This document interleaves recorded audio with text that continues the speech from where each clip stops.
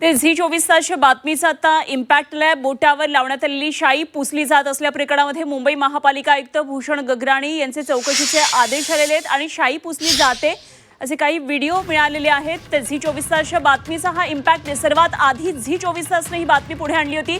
शाईबाबत BMC आयुक्तांनी आता चौकशीचे आदेश दिलेत आणि गडद शाई लावण्याच्या आयुक्तांनी आता सूचना केलेल्या आहेत। झी 24 तासने ही बातमी सर्वात आधी दाखवली। आता प्रशासनाला जाग आलेली आहे। या संदर्भात झी 24 तासने अगदी काही मिनिटांपूर्वी आपल्याला फॅक्ट चेक एक व्हिडिओ सुद्धा दाखवलेला होता। ही शाई कशी पुसली जाते आणि आता मात्र आयुक्तांनी चौकशीचे आदेश दिलेत आणि शाई आणखी गडद लावाव्यात अशा सूचना केल्यात। मनशी पाठक आमचे प्रतिनिधी आपल्या बरोबर आहेत, आणखी सविस्तर तपशील जाणून घेऊया। मनशी, गगराणींनी आता आदेश दिलेले आहेत, या संदर्भातल्या सूचना केलेल्या आहेत की शाई आणखी गडद लावावी जेणेकरून ही शाई जाणार नाही असं एकंदरीत या सूचना दिसतात। काय नेमके तपशील आहेत?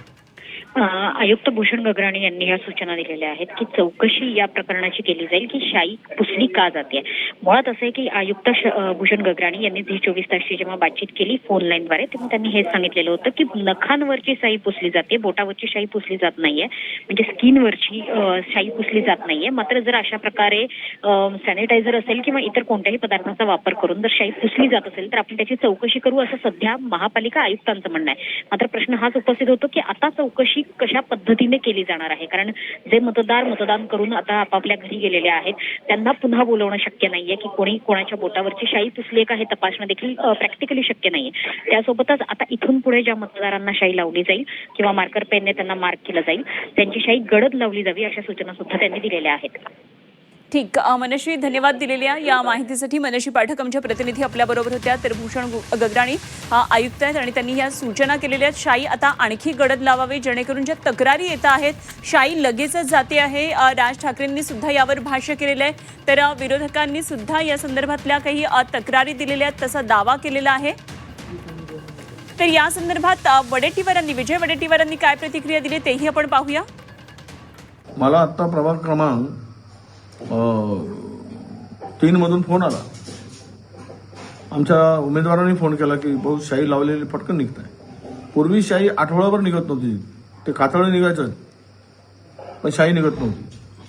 आता ते मार्करनं शाई लावत आहे। एकीकडे 9 वर्षांनी निवडणुका होत आहेत, दुसरीकडे व्हीव्हीपॅटचा वापर नाही, तिसरीकडे शाई निघून जात आहे लावलेली। बोगस मतदान करायचं आहे का आणि बोगस मतदान करून निवडणुका जिंकायच्या हा त्यामागचं षडयंत्र आहे। हे आता लपून राहिलेलं नाही। भारतीय जनता पक्ष बेईमानी केल्याशिवाय, पैसे वाटल्याशिवाय, यंत्रणांचा वापर केल्याशिवाय निवडणुका जिंकू शकत नाही, हे सगळ्यांना माहीत आहे, हे भाजपला माहीत आहे।